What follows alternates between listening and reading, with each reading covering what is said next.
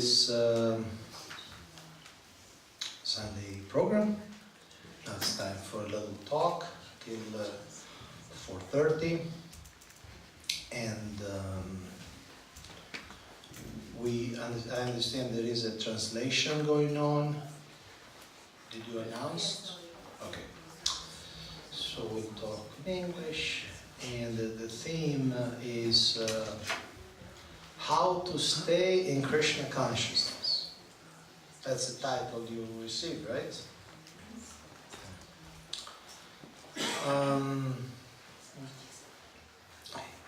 One moment of reflection. Om Gyanati Brandasya Gyananjana Sadakaya Chakshurumilitam Yena Tasmai Shri Gurave Namah.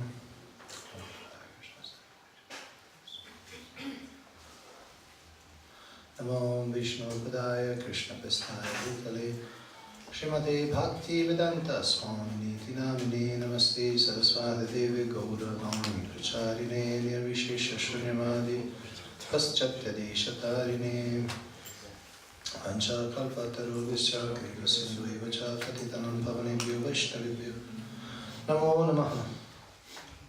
So, is anybody here for the first time to the Hare Krishna temple? You're coming for the first time? You must welcome. But there one is down there. Okay. Welcome. In this temple, me too. Huh? In this temple, me too, and Krishna. Okay. Generally, where you go? Huh? Which temple you go to? I'm from Villa Vrindavana. Okay. I first shaved up in that place. In 1980. So this title was suggested. It's a bit embarrassing to speak on how to stay in Krishna consciousness because it presupposes that I know how to stay in Krishna consciousness. And I know enough to teach you how to stay in Krishna consciousness. So I thought let's read from the Bhagavad Gita, chapter 10, text 9. And Lord Krishna here gives some important instruction for those who stay in Krishna consciousness. Should we read in Slovenian for everybody, or should I read just in... You can just read that so like she will translate. Okay.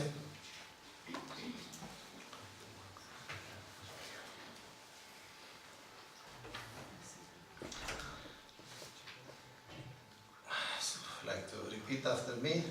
Machitta Madgata Prana Machitta Madgata Prana Udayanta Parasparam Bodhayanta Parasparam Katayantas Chamam Nityam Katayantas Chamam Nityam Tushanti Cha Ramanti Cha.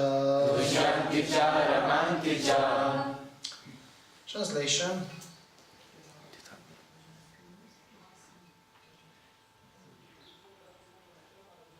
Okay. The thoughts of my pure devotees dwell in me. Their lives are fully devoted to my service, and they derive great satisfaction and bliss from always enlightening one another and conversing about me. Purport by Srila Prabhupada. Pure devotees, whose characteristics are mentioned here, engage themselves fully in the transcendental loving service of the Lord. Their minds cannot be diverted from the lotus feet of Krishna. Their talks are solely on the transcendental subjects. The symptoms of the pure devotees are described in this verse specifically.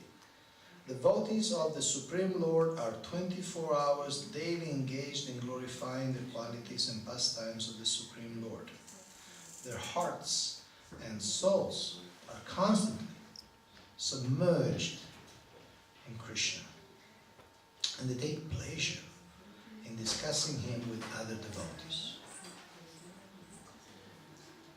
In the preliminary stage of devotional service, they relish the transcendental pleasure from the service itself. And in the mature stage, they are actually situated in love of God. Once situated in that transcendental position, they can relish the highest perfection which is exhibited by the Lord in His abode. Lord Chaitanya likens transcendental devotional service to the sowing of a seed in the heart of the living entity. There are innumerable living entities traveling throughout the different planets of the universe, and out of them there are a few who are fortunate enough to meet a pure devotee and get the chance to understand devotional service. This devotional service is just like a seed, and if it is sown in the heart of a living entity, and if it goes on hearing and chanting Hare Krishna, Hare Krishna, Krishna Krishna, Hare Hare, Hare Rama, Rama Rama, Hare Hare, that seed fructifies. Just as the seed of a tree fructifies with regular watering. The spiritual plant of devotional service gradually grows and grows until it penetrates the covering of the material universe and enters into the Brahmajyoti effulgence in the spiritual sky. In the spiritual sky also, that plant grows more and more until it reaches the highest planet, which is called Goloka Vrindavan, the supreme planet of Krishna. Ultimately, the plant takes shelter under the lotus feet of Krishna and rests there. Gradually, as a plant grows fruits and flowers, that plant of devotional service also produces fruits, and the watering process in the form of chanting and hearing goes on. This plant of devotional service is fully described in the Chaitanya Charitamrita Madhya Lila chapter 19. It is explained there that when the complete plant takes shelter under the lotus feet of the Supreme Lord, one becomes fully absorbed in love of God. Then he cannot live even for a moment without being in contact with the Supreme Lord, just as a fish cannot live without water. In such a state, the devotee actually attains the transcendental qualities in contact with the Supreme Lord. The Srimad Bhagavatam is also full of such narrations about the relationship between the Supreme Lord and His devotees. Therefore, the Srimad Bhagavatam is very dear to the devotees. As stated in the Bhagavatam itself, 12, 13, 18. Srimad Bhagavatam Puranam Amalam Yad Vaishnavanam Priyam. In this narration, there is nothing about material activities, economic development, sense gratification, or liberation. Srimad Bhagavatam is the only narration in which the transcendental nature of the Supreme Lord and His devotees is fully described. Thus, the realized souls in Krishna consciousness take continual pleasure in hearing such transcendental literatures, just as a young boy and girl take pleasure in association. So this is how to stay in Krishna consciousness.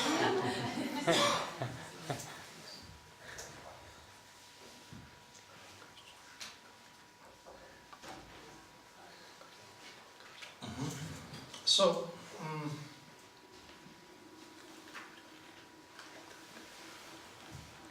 today is also a very important day in the Vaishnava calendar. Today is the disappearance of Haridas Thakur. And we spoke about that this morning. Some of you were here, some of you maybe saw it by Facebook or Mayapur TV. How many of you saw it online this morning? Okay. How many of you were here this morning? Okay. So, Haridas Thakur was a great saint. And he's a great example for us for a number of reasons. First of all, because he was not born in a Vaishnava family, in a Hare Krishna family. And actually, I assume that most of us were not born in a Vaishnava family. Our parents, most of our parents, I assume, were not chanting Hare Krishna.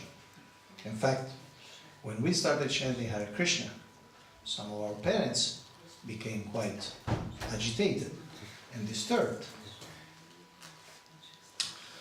The difference is that for chanting Hare Krishna, Haridas Thakur had to be beaten in 21 marketplaces. And probably none of us had to be beaten in 21 marketplaces. So in one sense we were more lucky, because the cultural milieu, the environment, was more supportive, or at least more tolerant of our choice. Now, beyond the environment, which can be helpful, beyond the environment, of course, there are many other internal obstacles. Because ultimately Krishna consciousness means understanding that Krishna is the enjoyer, Krishna is the friend, Krishna is the proprietor, and so it needs a very radical readjustment of our idea, of our sense of identity. We generally try to be the controller, we generally try to be the enjoyer, we generally try to own more and more things, but in Krishna consciousness at one point we have to understand that Krishna owes everything, including ourselves. He owes us. Which generally, it's a concept which we are very afraid of. In English, when somebody completely defeats somebody, now in a sport, you say, he owned him. You familiar with that expression? So if you're owned by somebody, it generally has a negative connotation. So we are afraid. When say, oh, you're owned by Krishna. So there is obviously a natural reaction of hesitation, of concern. But fortunately, Krishna is very kind. So to be owned by Krishna is very nice, because he takes care of his people. He takes care of his people. He takes care very nicely of his people. In fact, Haridas Thakur, even after being beaten in 21 marketplaces, he did not die. And then today we had the description in Chaitanya Charitamrita, and frankly, with humility, if you have not read it today, maybe tonight when you go back home, if you have Chaitanya Charitamrita, you please read chapter 11 of Antya-lila. It's the chapter describing the departure of Haridas Thakur. And it's a perfect departure, holding the lotus feet of Lord Chaitanya on his chest, on his heart, and looking straight at the face of Lord Chaitanya. So it was the unimaginably perfect way of living this world. So here in this verse, the verse you saw before, some key points are there. Katayantas chamam nityam. The devotees always speak about Krishna. Just like Haridas Thakur was always chanting the holy name. He is the acharya, or exemplary master of chanting Hare Krishna. He was chanting all day, all night. So here Krishna says that the pure devotees, they katayantas chamam nityam, all the time, nityam, all the time they chant my name and they discuss me, discuss Krishna. Bodhayantas parasparam, they enlighten each other.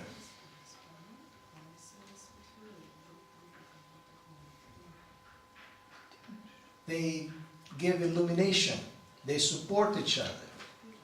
So, back to the title of the top of today's presentation, how to stay in Krishna consciousness. We need help. We need to help each other. Because this world often wants to bring us to a different direction. Wants to put in front of us so many subjects of thinking. And there is the whole, there is the whole huge business based on our attention. Nowadays, there are entire multinational corporations which all they do is to capture our attention. And they do it for free. Like for instance, you go to YouTube, it's free. And there are practically unlimited because every second hundreds of videos get uploaded. So there's not even a number. And it's free. And you can go and see very cute little cats. And you can see anything about anything, basically. And it's all for free. And why they give it for free? Because they give something to get our attention. And then they sell our attention to the advertisers. They give things for free. But then our attention, our time, our concentration, they take that and they sell it to somebody who wants to sell us something. And this is how this species, and in this phase of the 21st century, works. There are so many proposals offering us. You have seen, like, say you go on Amazon. How many of you ever bought something on Amazon? Raise your hand. Okay. You go to Amazon, maybe you're thinking of buying a pair of shoes. And then you check, and then maybe you don't buy. And then that pair of shoes follows you. You open another site, nothing to do with shoes, nothing to do with Amazon, and those shoes appear again. How many of you have this experience? Because they're magical shoes. They follow you wherever you go. So this is just an example. Those shoes are calling you. Buy me. Come on, buy me. Because then there are special deals, there are special things. And somehow, anything you buy is always a special price, right? You always save something. It's amazing. It's always generally, they tell you that generally is always a higher price, but today you can have it for less. Then you try next year. It's the same price, but they still tell you that it was a special price. Anyway, let's not get into this now. My point is this. This world, by the nature of this world, it gives us so many suggestions, what we should do, what we should think, what we should focus on. Politics, sports, pornography, little cute cats. This world tells us, you should think about this, you should think about this, you should think about this, you should think about this. The world has constant suggestion for us. And unfortunately, all of these things, they have nothing to do really with our eternal benefit. They have nothing to do really with our eternal relation with the center of our life, with Krishna. So, we need help. We need help, meaning we need to get together with others who have this idea of becoming Krishna conscious, who are still a minority, and we need to support each other. Katayantas chamam nityam, buddhayantas parasparam. Buddhayanta, Buddha, is the same root as Buddha, no? To give intelligence, to illuminate. Buddhayantas parasparam, reciprocally, parasparam, one to one another. So, Bhakti Yoga is a team sport. There are individual sports like tennis, and there are team sports like football or volleyball. Now, of course, it's not an absolute statement. We need to have our own personal practice, individual. Nobody can do things for you, ultimately. Those japa, that offering of the food, the getting up in the morning, all those practices, nobody can do it for you. But there is also the collective aspect. So, I just was, before the lecture, I spent some time, a couple of hours with our devotees of the Congregational Council. It's called Congregational Council. These are devotees who are very service-minded. They really want to help. And they come together regularly and they think how we can serve the community. How we can provide this Buddhayantas Parasparam. How can we provide shelter, encouragement, guidance, inspiration, problem solving.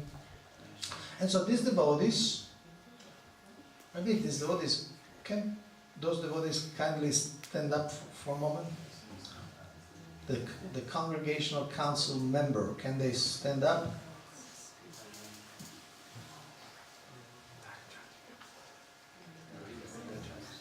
There were more. Can the Congregational Council member stand up for a moment? Not that you can try. They're nature. They're Vedic. Okay. Okay. So thank you. So these devotees and others are always meditating how to capture attention, like you do. No, I'm joking. They're always meditating how they can be useful to you. And how they can be useful to you. They organize different things. They have done this, what they call Sangha. Sangha means association, company, getting together. They have groups that regularly meet every week. Then they have mentorship. They have individual mentorship. If you have a problem, you go to them and they will tell you that's your problem. not only that, they will tell you that's your problem in the sense that I'm not here to solve your problem. It's your problem. You face this thing in life, you have to go through, you have to solve yourself. This is your problem, I cannot solve it for you. But I can help you. I can help you first of all, I can be there for you. If you want a shoulder to cry on, if you want somebody to listen to you, if you want somebody who can maybe give you some advice after he understands clearly the situation. If you want somebody who acts like a mirror, no? You talk, the person reflects your thoughts, your emotions. I can be there for you. So they are offering this service.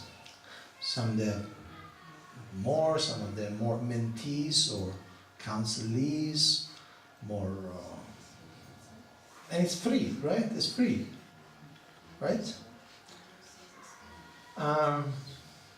So there are these devotees who are meditating on this, and so my message or my encouragement is, well, let's take advantage of this. Let's take advantage of this. See, once one senior guru, Ravindra Swarupa Prabhu, you know him, once he said something very profound. He said, in Krishna consciousness, it's not a problem to have a problem. The problem is not to do anything about that. we are all struggling, or we are all facing obstacles.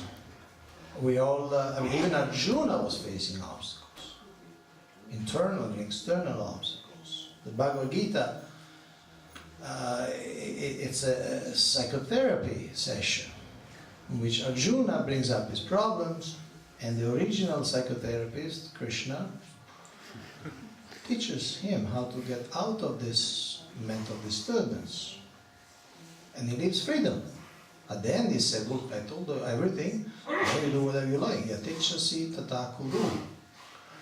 Krishna does not impose anything on us, but he gives us information, what's good for us. So this available systems are good, because you go, you have friends, like a friendly environment, then you chant, you sing, then there is some discussion on philosophy.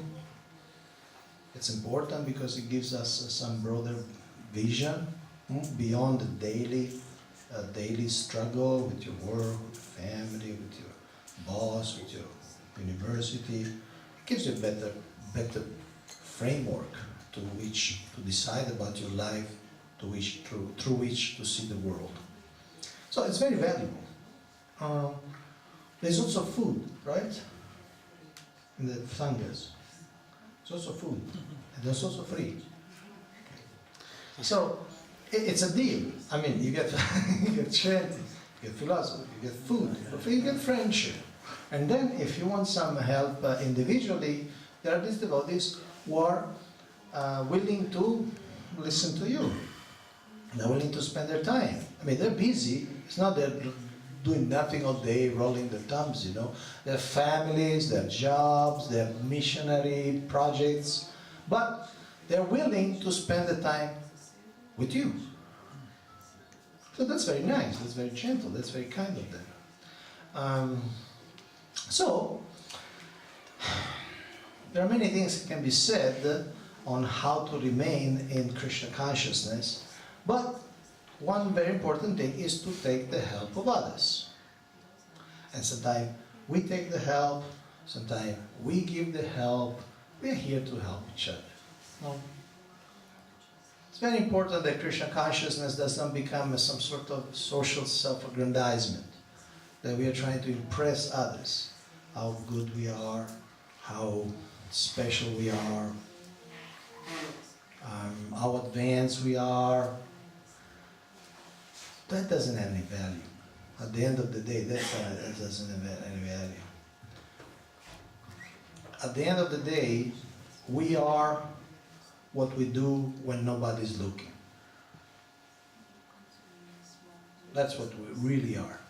When nobody's looking, when you're there in your room, when you're there in your bathroom, when you're there with your computer screen, when you're walking alone, nobody sees you, nobody is thinking about you. Whatever you do at the time, that's what we are. Because there's no social pressure. So, Krishna consciousness is a way to be happy. And those who stay in Krishna consciousness, they become happy. And it's good to help each other to remove the obstacles. So there is these opportunities, these meetings, these reunions, this personal attention. And so we have to sometimes swallow a little bit our pride and take advantage of these things. Okay, so this was my presentation, my speech, my message. Any questions you like to explore? We have about 12 minutes. Sangipani Muniprabhu.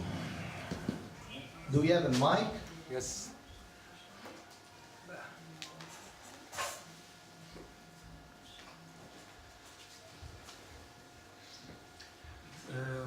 Recently I witnessed one person being in Krishna consciousness, but then he left because he got sick, mentally ill.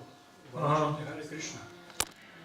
You got sick? How? He got sick. When I was chanting, I got sick mentally. When I stopped, I became normal. I didn't know what to say. It was first time that I encountered that. So I didn't really know what to tell him. Uh-huh. But it happened, and I didn't know how to help. Right now he hates me, but it's part of life. And your question is, what to tell when people say that? Did you ever encounter something like this before?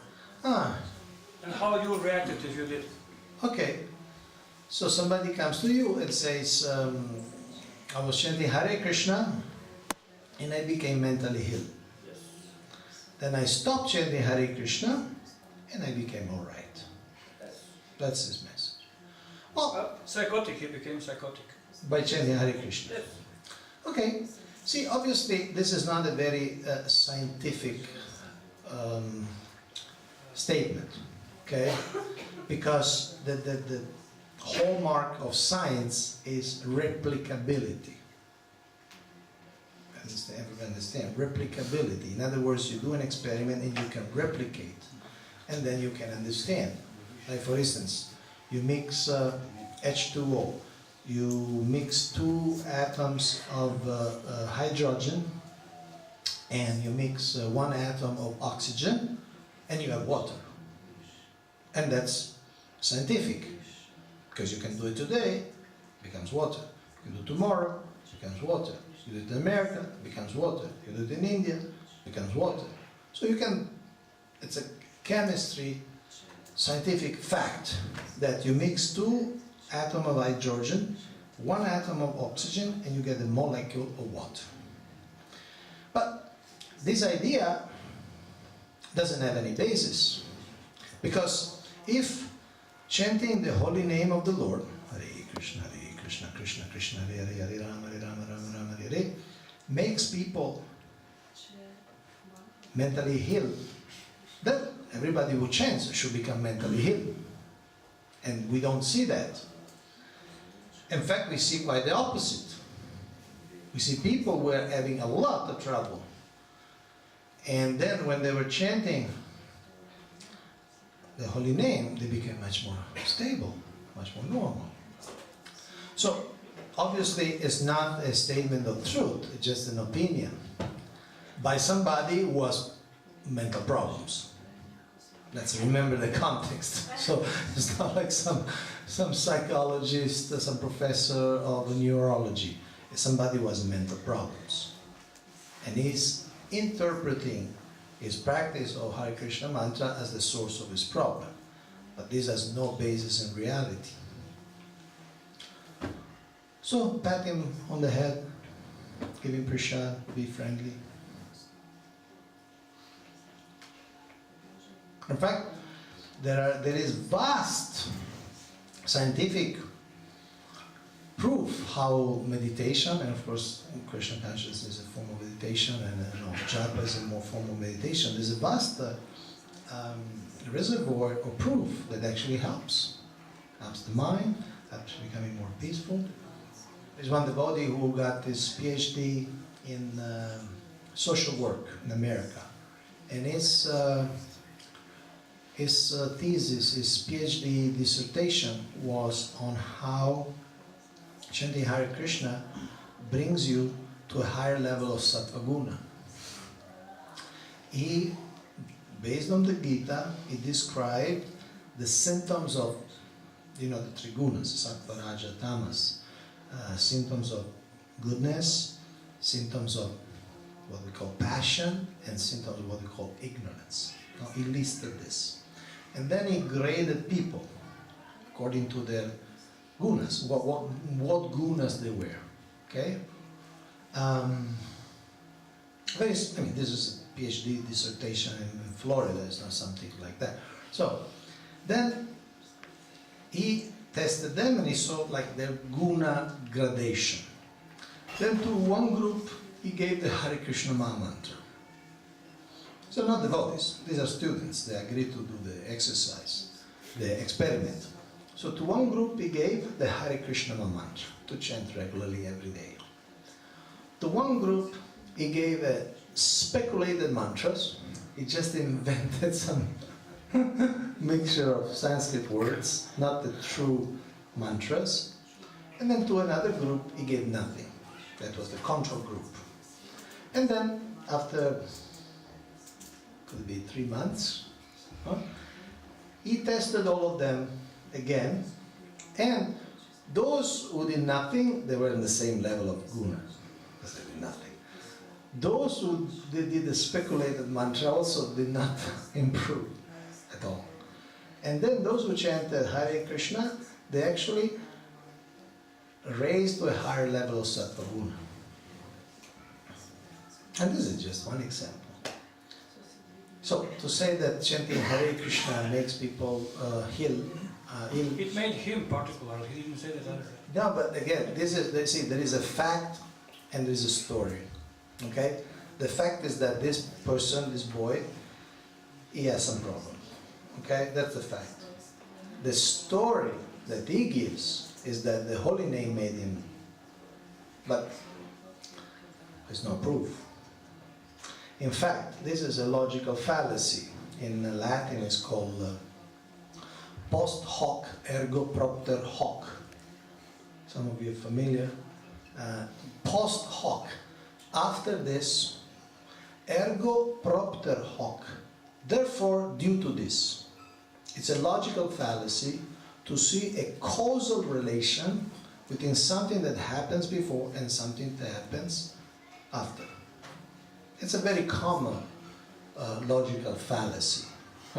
So the logical fallacy is that I was chanting Hare Krishna, I became mentally healed, therefore, this mental illness comes from this. But there is no causal connection, obviously.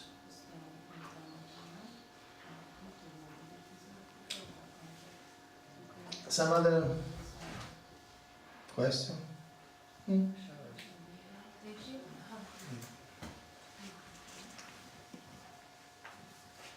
Thank you for your lecture.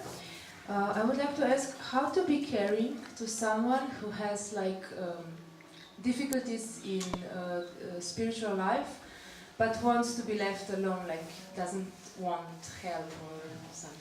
How to be caring? Depends a lot why he wants to be left alone.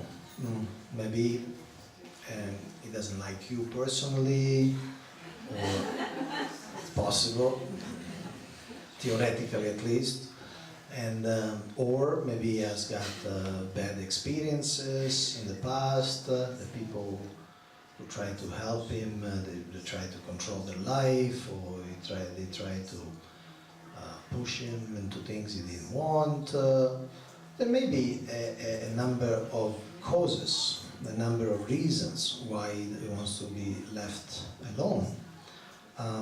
Also, what does it mean to be left alone? There's different degrees of being left alone. Doesn't want to receive any mail from you, doesn't want to receive any WhatsApp message, doesn't want to receive any gift from you.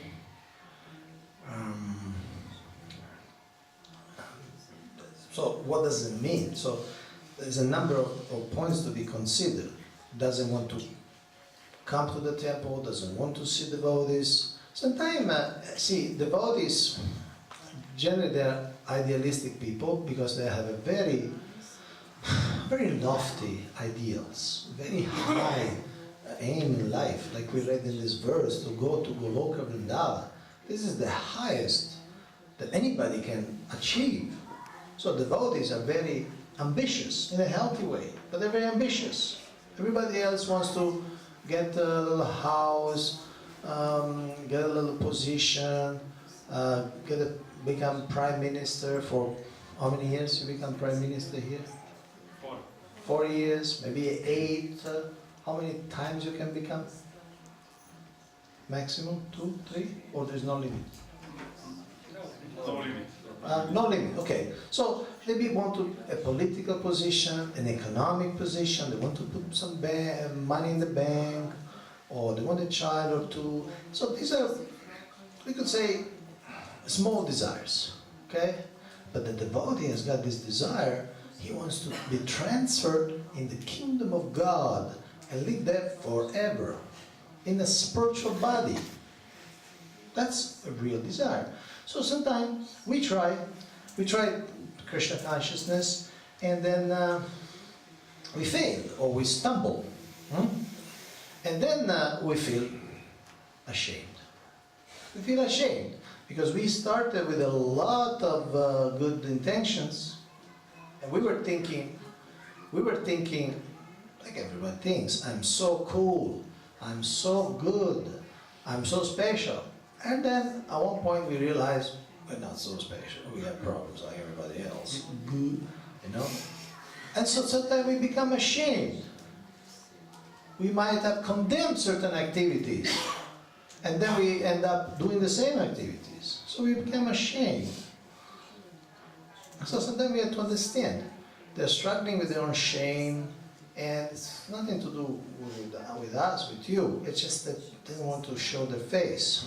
So we need to create an environment in which people are accepted, are encouraged, are always considered part of the family. And then, each case, of course, will have to be handled properly. Okay? Now, I need to finish because they told me that at 4:30 they push a special red button and a huge spring from the Vyasa will project me 300 meters in the air. So I want to avoid that, and so therefore I thank you very much for your attention, for your patience, for your interest. So please enjoy the rest of the program. I need to get up from this Vyasa in a few seconds. Jai, Hare Krishna, Krishna Krishna, Hare Hare, Hare Rama, Rama Rama, Hare Hare. Bhagavad Gita ki, Srila Prabhupada ki, Nitai Gaur, Premanandi. Njegova milost Kaunteya Prabhu ki. Thank you for this nice lecture. No, sedaj pa nadaljujemo z kirtanom. Počasi se bo za naše zavise